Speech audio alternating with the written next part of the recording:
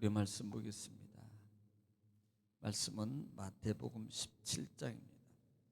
신약성경 28면 마태복음 17장, 우리 오늘 16절 말씀부터 말씀을 읽고 20절까지 읽고 같이 은혜 받겠습니다. 16절 말씀부터 믿음을 합독 은혜 받습니다. 시작. 내가 주의 제자들에게 데리고 왔으나 능히 고치지 못하더이다.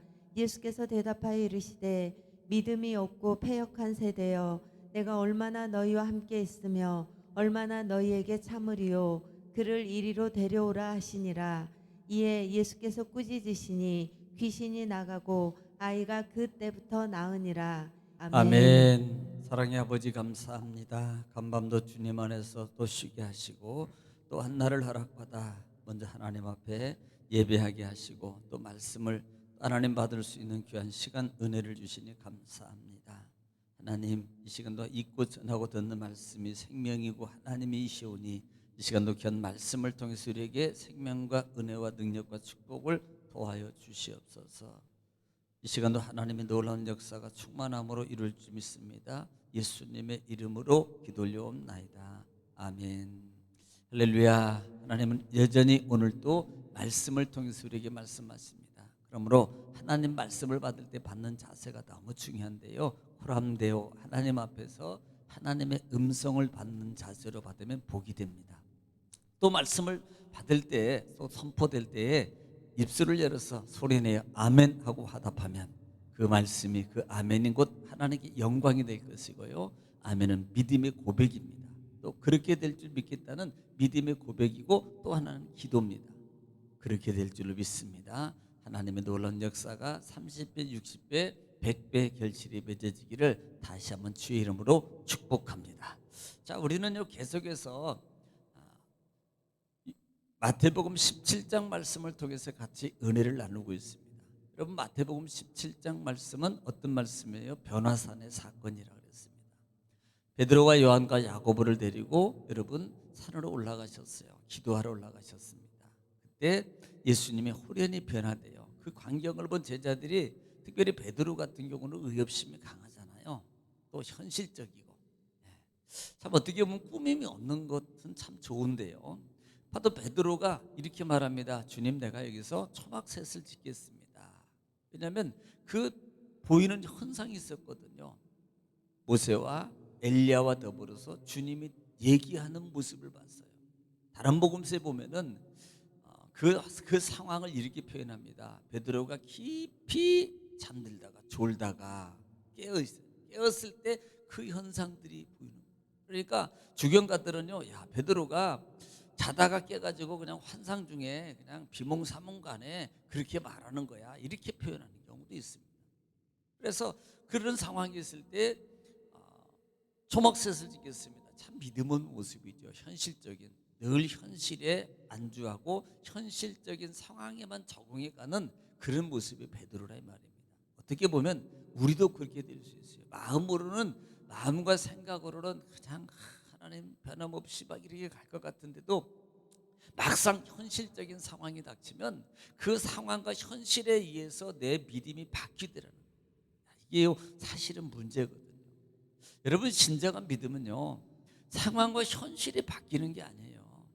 하나님의 믿음은, 하나님의 말씀은요, 상황과 현실이 바뀌지 않거든요.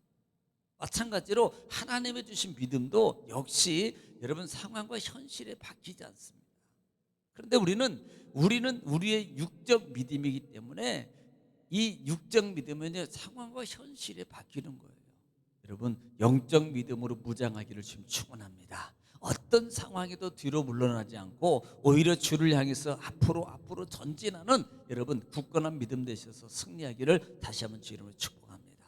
여러분, 그런 사건이 있을 때 하늘에서 소리가 납니다. 야, 내 사랑하는 아들이야, 내 기뻐하는 자야, 이렇게 말할 때요, 이것은 하나님의 메시아적 말씀이고 하나님의 사명을 감당할 분야라는 막중한 음성이었습니다. 그 발에 엎드려서 예수님의 사랑이 나누어지지요. 일으키고 두려워하지 말라, 두려워하지 말라. 사실 이 사건 속에서 보여주는 귀중한 하나님의 메시지가 있다 그랬습니다. 자, 이 사건 속에서 특별히 등장하는 인물이 누구예요? 엘리야라는 이름입니다. 엘리야. 여러분, 모세와 엘리야는 결국은 여러 가지가 의미가 있습니다만은 오늘 사건 속에서는 부활의 사건, 부활을 예비하는 사건, 부활의 믿음 사건입니다. 사실 엘리야 같은 경우는요, 세례 요한의 환상, 세례 요한을 얘기하거든요. 여러분, 세례 요한은 예수 그리스도를 향해서 뭐라 그래? 부활하신 세례 요한이 예수님이다라고 이렇게 말했거든요. 그러므로 이 말씀 속에 담겨진 큰 의미와 은혜는 뭐냐면 부활의 것을, 부활의 사건을 이들에게 암시하고 있는 거예요. 그런데 전혀 그것을 깨닫지 못하고 마지막에 깨닫는다고 말하지만 그들은 아직도 깨닫지 못하라서 육적 깨달음입니다. 예수님이 세례 요한에 대해서 얘기하는 것 같아. 그렇게 깨닫다라는 거예요. 자, 그 사건 이후에 오늘 본장 14절부터 두 번째 사건이 귀신 들린 아이를 예수님 앞에 데려옵니다. 자, 지난 시간에 14절 말씀을 통해서도 14절 15절 말씀을 통해서도 예수님께 데리고 나와요. 마가복음이나 누가복음에서 동일하게 기록하고 있습니다만은 내용이 약간은 차이가 있다 그랬습니다. 지금 마태 같은 경우는요, 그냥 데리고 와요. 우리 아이가 자주 넘어집니다. 간질로 심히 고생합니다. 이 마가는 관질이라는 개념의 병으로 가져가지만 마가나 누가는요, 이 부분을 뭘로 표현하냐면 귀신에 의해서 잡혀가지고 귀신에 의해서 눌려서, 여러분, 사단에 의해서 잡히면요, 사단은 병적인 것도 역사해요.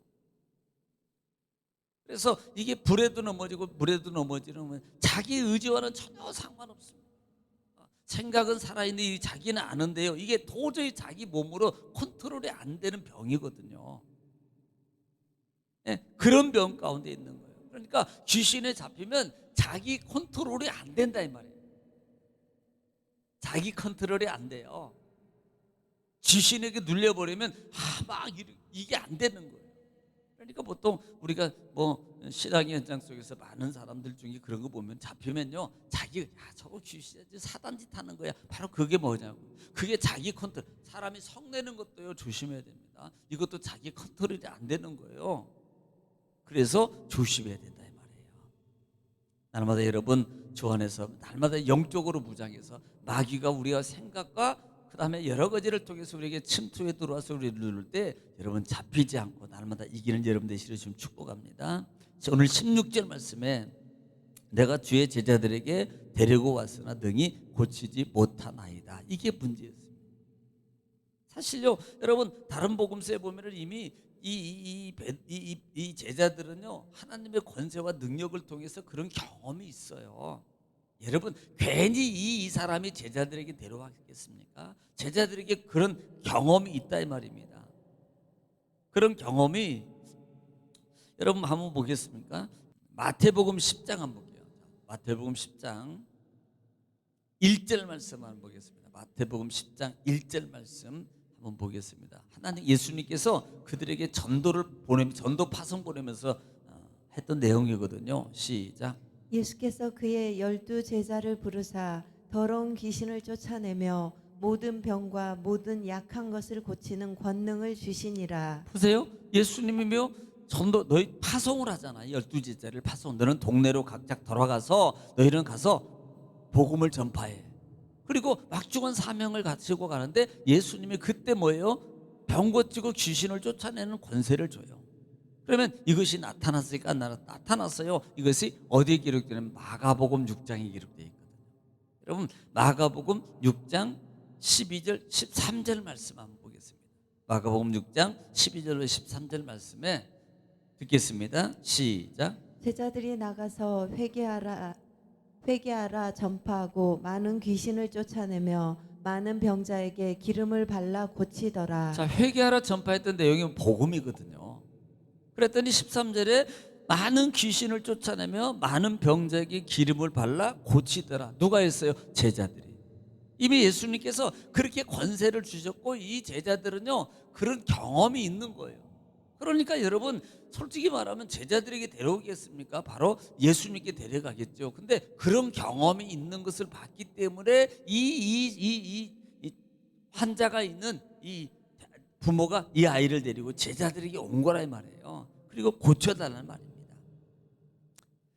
자, 17절 말씀에 본장에 보면은 예수께서 그 모습을 보시고 뭐라고요? 대답해서 이르시되 믿음이 없고 패역한 세대여 내가 얼마나 너희와 함께 있으며 얼마나 너희에게 참으리요 그를 이리로 데려오라 하시니라. 자, 지금 이렇게 표현합니다. 믿음이 없고 패역한 세대라고 표현합니다. 내가 너희와 얼마나 함께 있으며 너희에게 얼마나 참으리요 이리로 데려오라. 자, 누구를 향해서 말하는 겁니까? 우리는 보편적으로요 두 가지 모습을 봐야 되는데, 첫째는 우리가 생각할 때 제자들을 향해서 지금 예수님이 책망하는구나 이렇게 말할 수 있습니다.